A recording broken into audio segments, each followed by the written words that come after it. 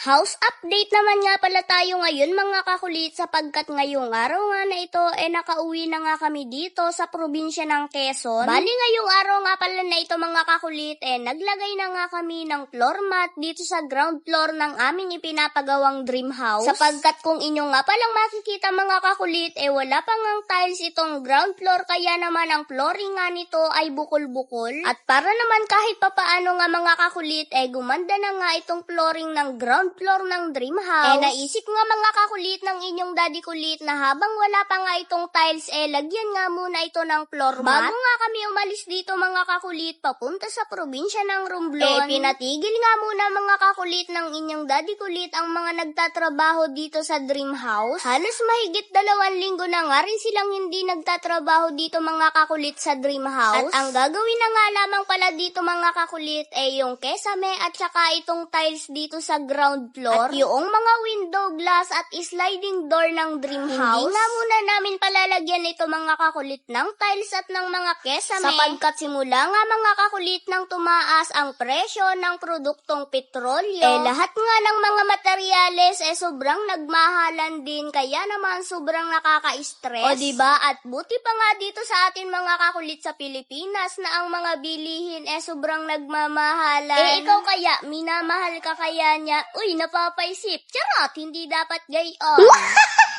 Naisip nga namin mga kakulit na saka na nga lamang namin ito palalagyan ng tiles at ng kesame kapag medyo bumaba na nga yung presyo ng mga materyales. Dahil sa ngayon nga mga kakulit, ang presyo nga ng mga materyales halos kalahati na nga ang itinaas, katulad ng buhangin at graba. Buti na nga lamang mga kakulit at bago nga nagtaasan ng presyo ng mga materyales, naipabuo na nga namin itong aming pinapangarap na dream house. Marami pa mang kulang dito mga kakulit, ang importante amin na nga itong natitirahan. At kung hindi nga nagko-comment at nagtatanong mga kakulit yung ating mga solid followers tungkol nga dito sa aming ipinapagawang dream house, kung ano na nga ba daw ang update dito, baka hindi ko na nga may update kayo. Charot, hindi dapat gayon.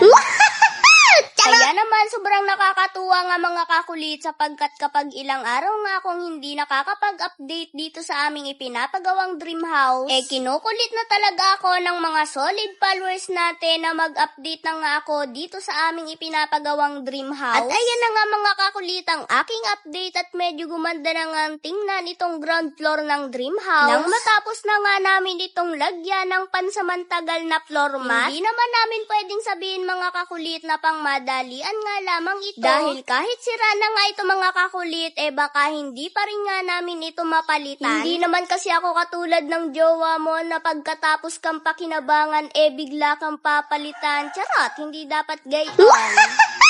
At after nga mga kakulit na makapaglagay ng floor mat ng inyong daddy kulit, naligo na nga siya, at syempre ipapakita ko nga kung anong klaseng pabango ang ginagamit ng inyong daddy kulit. Ipapakita ko nga sa inyo ito mga kakulit, dahil bukod nga sa napakabango nito, sobrang napakamura pa. Hindi nyo nga aakalain mga kakulit na ang halaga ng pabango na ito na ginagamit ng inyong daddy kulit 69 pesos nga lamang. Kaya naman kung gusto nyo nga itong subukan mga kakulit, ilalagay ko nga ang TikTok link sa comment section. Grabe, at hindi ka nga magsisisi dahil bukod nga sa napakamura, napakabango pa. So yun lamang mga kakulit, see you next vlog. I love you all. Charot, hindi dapat gayon. Charot!